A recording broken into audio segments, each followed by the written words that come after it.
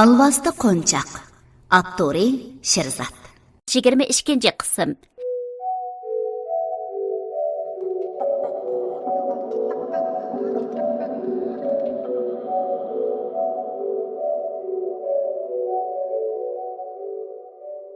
Bo'ldi. Ishqilib do'konni so'di bo'lmayotidi. Kechda ossammi, sizlar qarab basanglarmi o'xshash. Ishqilib o'g'ri bo'lmasanglar, uning ustiga bu do'konda sizlar o'g'irlab ketgudek hech narsami yo'q. Lekin oldi bilan zakolat berishinglar kerak. Bu aynaklarni o'g'irlab ketsanglar, men qanday qilaman? Buni anglagan Wang ustoz nima deyishni bilolmay qoldi. U konu sumkasidan axtirib yurib, zakolat puliga chiqishqidek pulni aran chiqarib do'kon egasiga berdi. Elinglar, bu oshqushni sizlarga beray. Shunda qilib, kecha bo'lganda ular do'konga qaytib kelib, o'chirilgan chiroqlar ostida aynaklarni kuzatishga boshladi. Wang ustoz aynaklarning atrofiga alohida afsuni yezib to'zaq qurgan edi. Tun yerimi bo'lganda aynaklar g'alati nur chechishga boshladi. Tuyuqsiz aynaklarning ichidan qora tutundek bir narsa chiqdi. Bu tutun havoda odam shakliga keldi. Bu butunlay qop-qora, ammo odam shaklidagi bir maxluq edi. Uning ko'zlari yo'q. Faqat aynakdek odam o'zini ko'ralaydigan aynak partisi ko'zining o'rnida turadi. Malika uni ko'rib cho'chib ketdi. Lekin u o'z kuchiga ishonadi. Wang ustoz ishorat qildi va afsunni ishqa soldi. Lekin alvasti tuyuqsiz erib, yana bir aynakka kirib ketdi. U qichiyotidi. Aynakdan aynakka yo'tkilyotidi. deb vaqirdi Malika. Wang ustoz tez sur'atda boshqa afsunlarni o'qidi. Lekin alvasti nihoyatda tez harakat qilyotdi. U bir aynakdan yana bir aynakka sakrab, ularni hayron qoldiradi. Malika bo'ynidagi munchoqlarni tutib, ulardan kuch so'radi. Tuyuqsiz Malika qo'llarini oldiga uzatdi. Uning qo'llaridan suvdek bir narsa oqdi.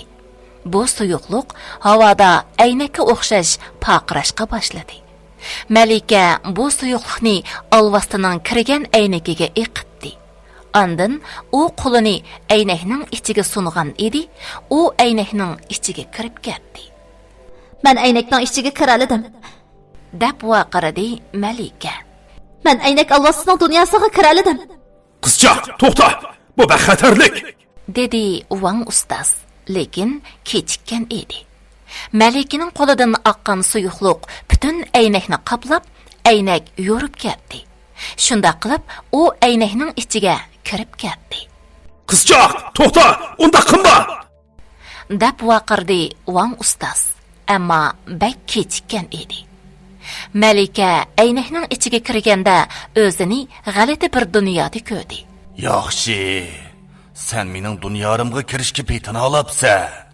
Lekin sening chiqib ketganingni bir ko'ray, dedi alvasti. Malika qo'rqmasdan oldiga chiqib, Men seni tutqili keldim. Sen endi odamlarning soyisini o'g'irlayolmaysan, dedi. Alvasti qaqoqlab kuldi. Ondaq bo'lsa, men oldi bilan sening soyangni yeyman, dedi va Malikaga qarab etildi. Malika alvastidan qochdi, lekin aynak dunyosida harakat qilish qiyin edi. Alvasti bo'lsa, xuddi suvda o'sgandek erkin harakat qila oladi.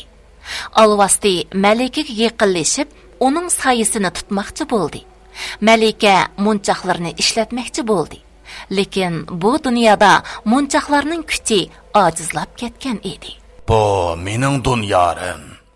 Bu yerda sening kuching ishlamaydi, dedi alvasti Malikaga yaqinlashib. Bu vaqtda Malika bir amal o'ylab topdi. Malika aynakka aylanishga tirishdi. Tuyuqsiz uning qo'li aynakdek parqirashga boshladi. U asta-asta butun badanini aynakka aylantirib, aynak alvastisining dunyosida uningga o'xshash harakat qila oladigan bo'ldi. Alvasti buni ko'rib hayron qoldi. Bu qandoqmi mumkin bo'lsin? Sen odam emaskansan. Men degan alvasti tutquchi. Malika әмді әйнәк дүниясыда әркен hərəkət qıla alaydı. O alvastığa etilib, onun bilan kurash qilishqa boshladi. Alvasti uni tutmoqchi bo'ldi. Lekin Malika texmo tiz va kuchlik edi. Ular әйнәк dunyosida uzoq kurash qildi. Oxiri Malika alvastini mag'lub qildi. O alvastini yerga yiqitib, bo'ynidagi munchoqlardan kuch oldi. Munchoqlarning nuri әйнәк dunyosida parlashqa boshladi. Alvasti qattiq chirqirab, asta-asta munchoqqa aylandi. Malika bu munchoqni qo'liga oldi. Bu munchoq әйнәктek parqaraq turadi. O bu munchoqni bo'yniga osmoqchi bo'lganda, tuyuqsiz әйнәк dunyosi tavrashga boshladi. O әйнәк dunyosidan chiqish uchun yana bir әйнәkni tepishi kerak edi. O atrofga qaradi va bir cho'ng әйнәkni ko'rdi. O әйнәkka qarab yugurdi va uning ichidan sakrab o'tdi. Malika haqiqiy dunyoga qaytib keldi.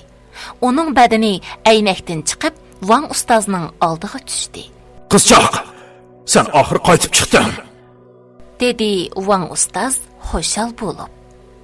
Malika o'rnidan turib, Men alvasini mag'lub qildim. Mana munchoq.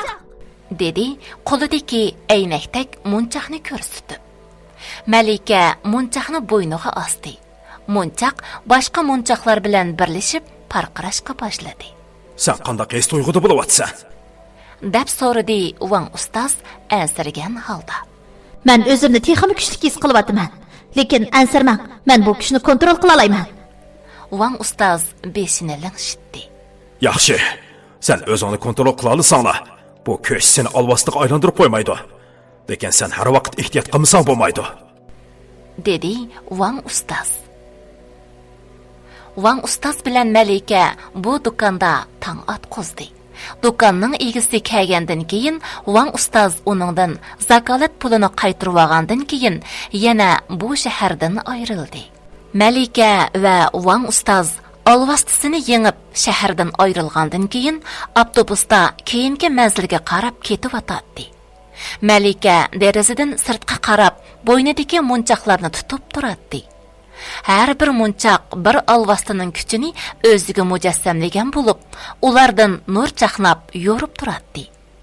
Wang ustoz uninga qarab cho'nqur o'yga cho'mganda qiladi. To'satdan Malikaning munchoqlari qattiq titrab nur chechishga boshladi. Ular shunchalik kuchli nur chashdiki, munchoqlardan chiqqan nur butun avtobusni yoritib o'tdi. Boshqa yo'lovchilar qo'rqinch ichida ularga qarashdi. Bu nemish Wang ustam? deb so'radi Malika qo'rqinch ichida. Wang ustoz atrofga qaradi. Uning chiroyi tatirib ketgan edi. Bu mumkin emas. Bu narsa bak kuchlikkan. U bizga yiqilishib yetibdi. Shu vaqtda avtobus shoferi qattiq varqiradi. Oldidagi yo'lda qorong'ulikdan tuyuqsiz bir narsa chiqib keldi. Shofer turmuzni qattiq dastadi. Avtobus yo'l yoqasida to'xtadi. Avtobus to'xtagandan keyin hammaylar qo'rqinch ichida oldiga qaradi. Yo'lda bir qari soya turadi. Uning ko'zlari qip-qizil yo'rib turadi. Shu hamon soya tuyuqsiz yana erib yo'qab ketdi.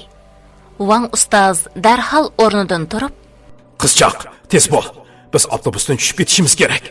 U bizni izlab yetibdi. dedi. Ular chapsalliq bilan avtobusdan tushdi.